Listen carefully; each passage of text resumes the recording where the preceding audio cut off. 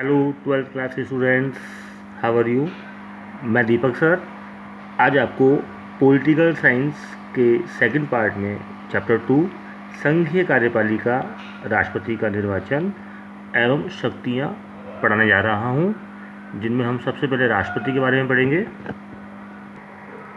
बच्चों, राष्ट्रपति समझने से पहले हमें सरकार के जो तीनों अंग हैं, व्यवस्थापिका, कार्यपालिका, न्यायपालिका, इनके बारे में कुछ अध्ययन करना पड़ेगा, जिससे हमें यहाँ की व्यवस्था के बारे में पता चलेगा। कई देशों में संसदात्मक कार्यप्रणाली है तो कई देशों में अध्यक्षात्मक कार्यप्रणाली है। संसदात्मक कार्यप्रणाली की बात करूँ तो इसमें जो कार्यपालिका होती है, कार्यपालिका का जो अंग है वो विधायिका के प्रति जिम्मेदार है। विधायिका मीन्स व्यवस्थापिका। देखिए बच्चों, संसदात्मक व्यवस्था जो है वो Japan, Germany, Italy, Britain, Bharat इत्यादि देशों में है। और अगर मैं अध्यक्षात्मक व्यवस्था के बारे में बात करूं तो अध्यक्षात्मक जो व्यवस्था है वो अमेरिका, ब्राज़ील आदि देशों में है, जबकि कुछ अर्ध अध्यक्षात्मक देश भी है जिनमें फ्रांस, रूस, श्रीलंका आदि आते हैं। अब हम कार्यपालिका का स्वरूप पढ़ेंगे।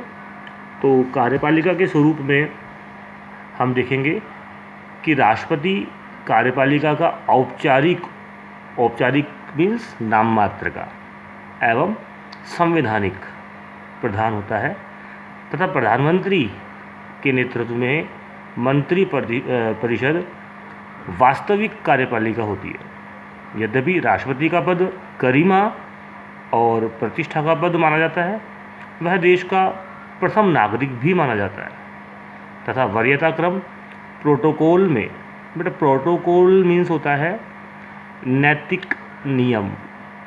नैतिक नियम जैसे कि माना विदेश से कोई बड़ा कोई राष्ट्रपति हमारे देश आता है तो उनको रिसीव करने के लिए हमारे देश के भी मतलब जो प्रथम नागरिक हैं जैसे कि राष्ट्रपति, वो ही जाएंगे, कोई छोटे मोटे मंत्री नहीं जाएंगे।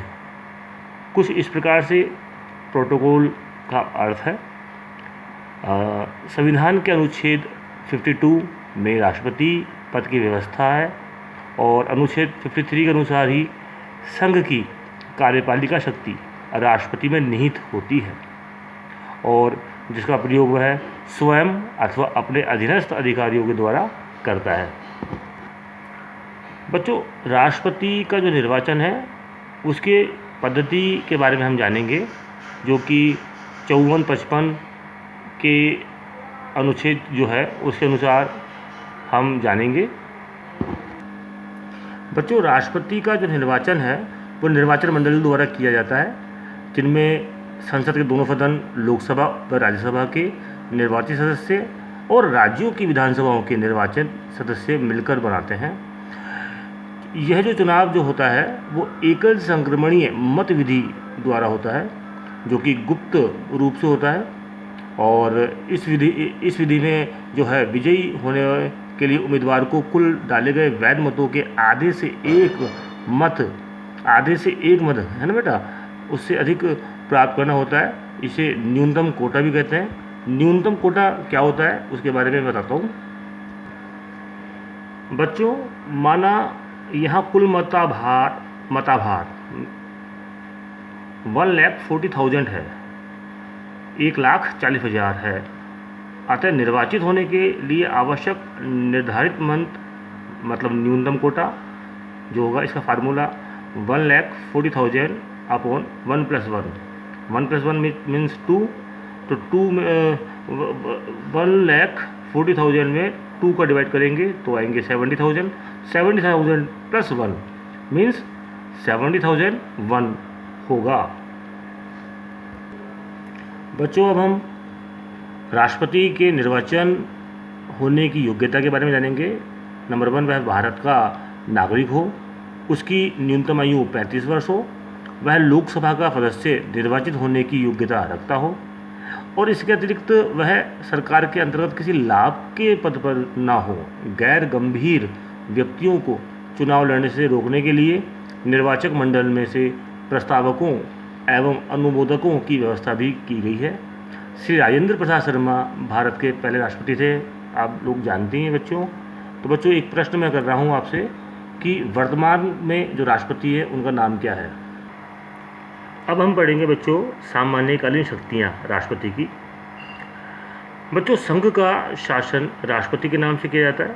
वह प्रधानमंत्री, मंत्रिपरिषद के अन्य सदस्यों, भारत के महान्यवादियों, विदेशों में राजदूत एवं राज्यों में राज्यपाल नियुक्त करता है और वह राष्ट्रपति भारत के सर्वोच्च न्यायालय एवं उच्च न्यायालय के मुख्य न्यायाधीशों एवं अन्य न्यायाधीशों की नियुक्ति भी करता है। राष्ट्रपति को क्षमादान का अधिकार प्रदान करता है जो अनुच्छेद 72 है वो, और उसके अनुसार वह किसी व्यक्ति के दंड को, जिसमें मृत्युदंड भी शामिल है, क्षमा, विलंबन, निलंबन अथवा लघुकरण भी कर सकता है। इन सभी के साथ साथ राष्ट्रपति भारत के तीनों सेवाओं का प्रधान सेनापति भी होता है। बच्चों राष्ट्रपति संसद का अंग भी होता है, इस नाते वह अनेक कार्य करता है। जैसे राष्ट्रपति के विधायी कार्य कहा जाता है, वह संसद कब बुलाता है एंड वह संसद का सत्र बुलाता है, उसका सत्रावसान करता है। राष्ट्रपति लोकसभा को उनके कार्यकाल से पूर्व भंग भी कर सकता है, इसका उल्लेख अनुच्छेद 85 में है। राष्ट्रपति प्रतिवर्ष संसद के दोनों सदनों को संयुक्त रूप से संबोधित भी करता है। बच्चों राष्ट्रपति की आपातकालीन शक्तियां हैं, इनमें वह जैसे कि मानो किसी युद्ध, बाहरी आक्रमण या आंतरिक अशांति के कारण भारत या उसके राज्य क्षेत्र के किसी भाग की सुरक्षा संकट में है तो वह उद्घोषणा द्वारा आपातकाल की घोषणा कर सकता है।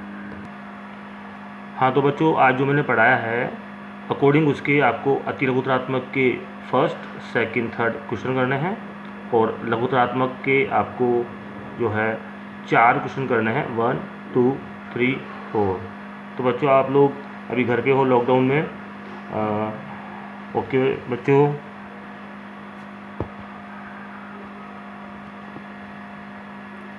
Stay home, stay safe.